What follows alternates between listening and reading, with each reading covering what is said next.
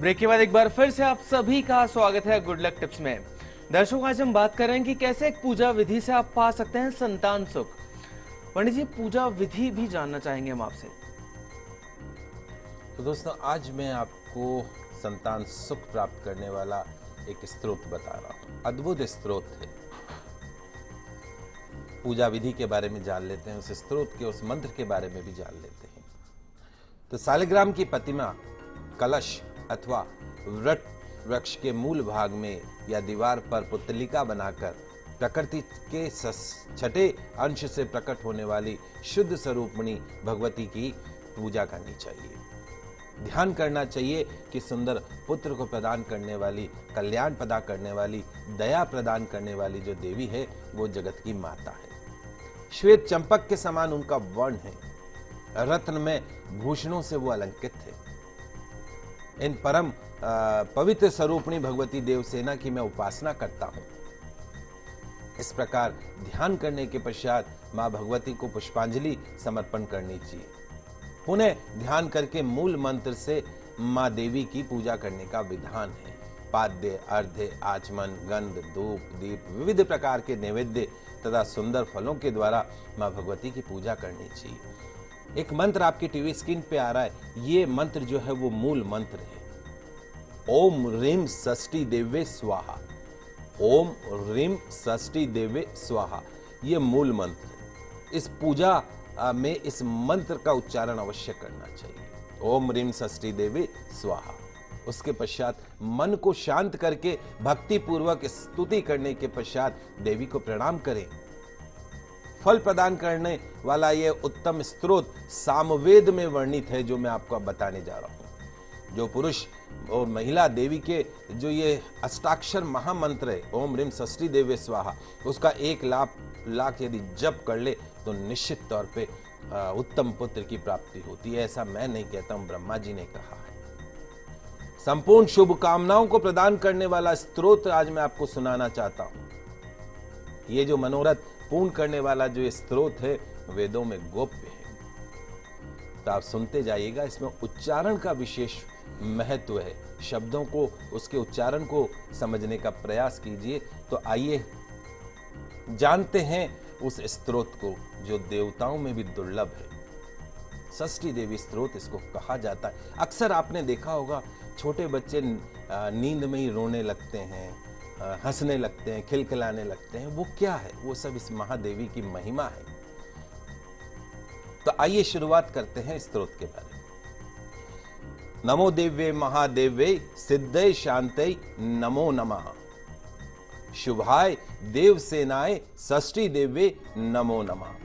वरदाय पुत्रदाय धनदाय नमो नमः।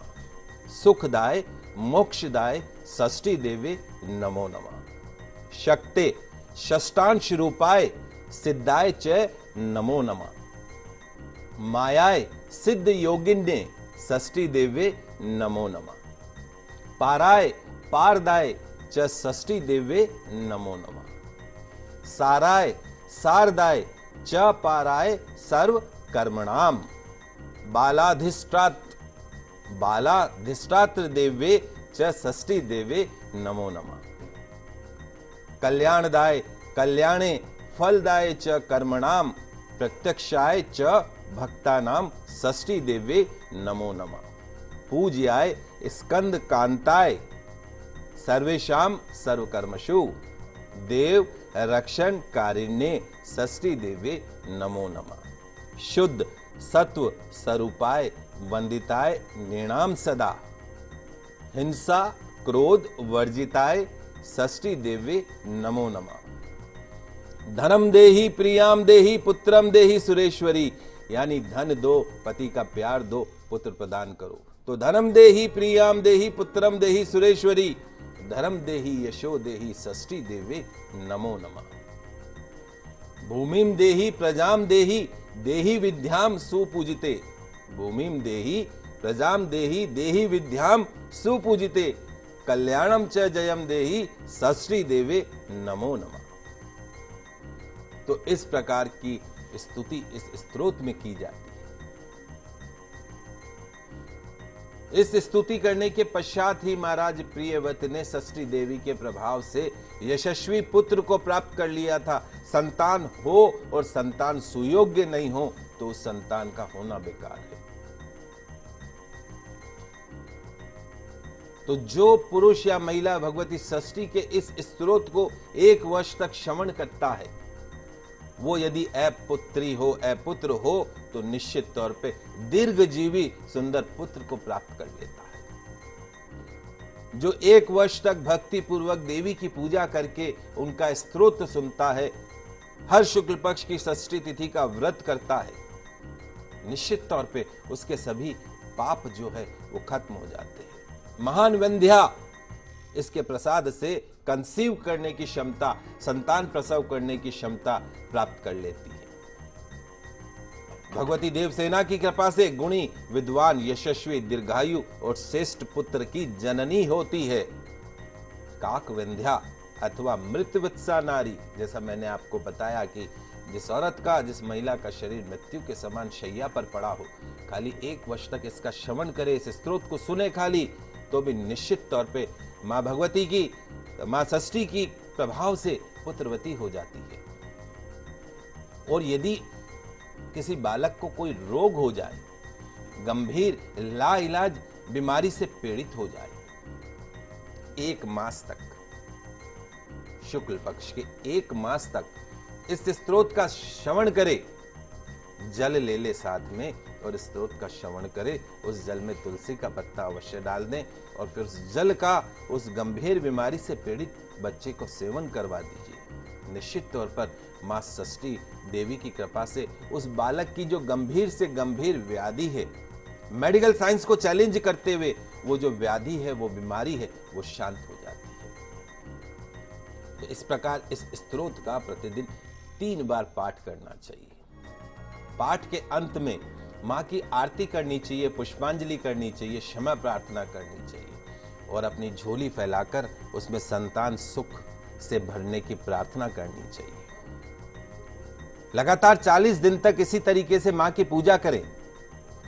निश्चित तौर पर वर्षों से जो आपकी गोद जो सूनी है, जो इलाज के पश्चात में भी आपकी गोद भर नहीं पा रही है, लाखों रुपए खर्च कर देते हैं, आईवीएफ में चले जाते हैं, वो भी सक्सेस नहीं होता है। कोई पैसा खर्च नहीं करना है। जिस तरीके से विधान से मैंने स्तोत्र बताया, मंत्र बताया, उस मंत्र का जाप कीजिए, उस स्तोत्र का पठन कीजिए, निश्चित तौर पर वर्षों से सूनी गोद जो है वो संतान की किलकारियों से गूंजेगी, ऐसा मैं दावा कर सकता हूं, क्योंकि हजारों महिलाएं हैं जिनको हमने स्तोत्र प्रदान किया और आज उनके घर में संतान सुख है। तो आपको भी मैं आज ये स्तोत्र बताने की मेरी बहुत इच्छा थी। आशा है आप सभी दर्शक इस स्तोत्र को समझेंगे, सुनेंगे और आगे इसको कंटिन्यू करेंगे ताकि आपके घर में भी संतान सुख प्राप्त हो। यही शुभकामनाएं, यही शुभ आशीर्वाद।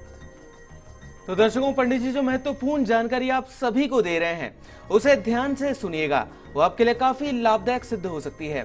पंडित जी, पूजा विधि तो आपने हमारे सारे दर्शकों को बता दी, लेकिन पंडित जी पूजा करते समय, पूजा विधि को करते समय किन किन बातों का ध्यान रखना है वो भी हम आपसे जानना चाहेंगे।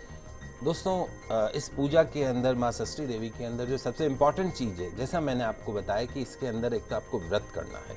हर शुक्ल पक्ष की छठ जो तिथि होती है, षष्ठी जो तिथि होती है, उस दिन आपको इसका पूजन करना है। पास में जो भी शंकर भगवान का मंदिर हो वहाँ पे चले जाइए, भोलेनाथ की पूजा कीजिए, माँ पार्वती की पूजा कीजिए, पूरे शंकर भगवान की पूजा कीजिए, घर में सालिग्राम रखिए, सालिग्राम की पूजा कीजिए, शंख रखिए, तुलसी का सेवन उनको करवाइए। उसके पश्चात आपको भी तुलसी का सेवन करना है। रुद्राक्ष की माला से आप ओम ह्रीं षष्ठी देवे स्वाहा जो मंत्र मैंने बताया उसका आप जाप कर सकते हैं।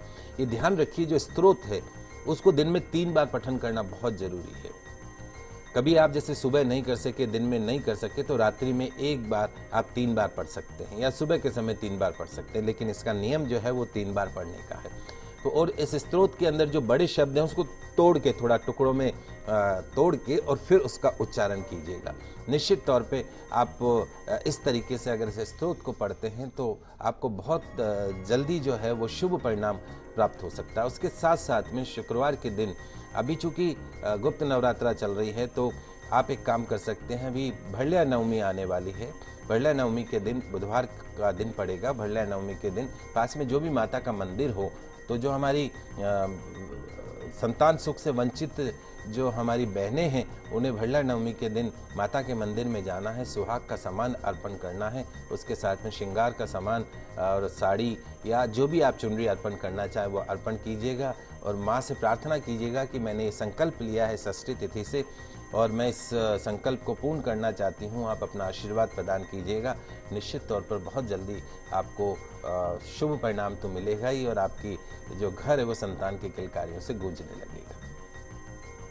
तो दर्शकों, उम्मीद करते हैं कि हमारे कार्यक्रम आपको जरूर से पसंद आया होगा। पंडित जी, हमारे स्टूडियो में आने के लिए और हमारे दर्शकों को इतनी सारी और महत्वपूर्ण जानकारी देने के लिए आपका बहुत बहुत शुक्रिया। आप सभी का आज का दिन मंगल में हो, शुभ हो। जय श्री कृष्णा, जय माता की, जय श्री हरि। तो अगर आपकी भी कोई समस्या है, उसका आप समाधान जानना चाहते हैं हमसे, तो आप भी हमें कॉल कर सकते हैं, आप हमें ईमेल भी कर सकते हैं। हमारा ईमेल आईडी है goodlucktips@firstindianews.com। दर्शकों, फिर मिलेंगे आप सभी से, तब तक के लिए दीजिए हमें इजाजत। खुश रहिए, अपना ख्याल रखिए, नमस्कार।